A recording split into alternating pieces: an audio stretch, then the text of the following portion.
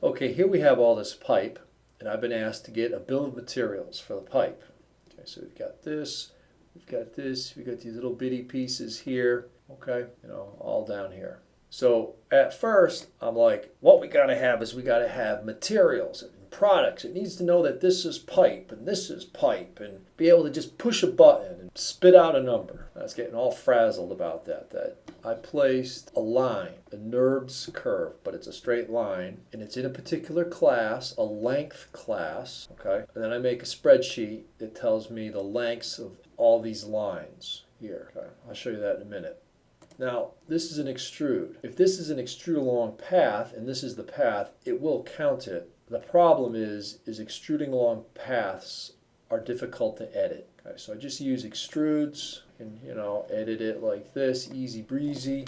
I can't do that with extrude along path. So all my pipe that I want to count have those lines placed in them and put in the right class. This is all done manually. We may be thinking, yikes, who wants to do that? Well, the saving grace is, I work with a lot of symbols, so you just do one and it does them all, and this is a symbol, and I got symbols within symbols. And you just do one symbol, and then once you do those, they're all done. Then you can come up here and just do this and say, this is how much I need for the project. Length, da-da-da-da-da, right? No problem. You sit there and say, why do I have to do all that manually? They should have a button I should push, and it all figures it out. Products.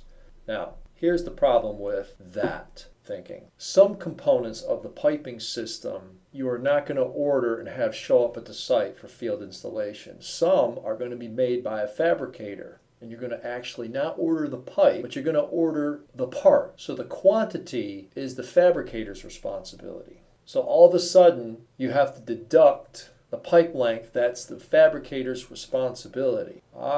So that means if there was a magic button you could push and just say how much material I have, it really wouldn't do you any good, because some material you're not responsible for. Some material ends up being a product that you buy, like this manifold. So that means in this manifold, I had to change the length to a new class, aeration manifold south. Again, 12-inch aeration manifold south. So since I already had these lines in there from the original total count, all I had to do was just change a class. So what's the point? The point is there's no free lunch.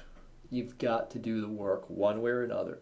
If there is a materials feature of Vectorworks that's built into everything, and you want to count up all the materials, in the end, you're still going to have to sort your materials as to who's responsible for what materials, what parts, what products. You either got to do it manually like I did it here, or some sort of dialog box or something. There's just no free lunch. The work has to be done one way or another. So at first, I was complaining about not having a magic button, but at the end, it wouldn't have done me any good anyways.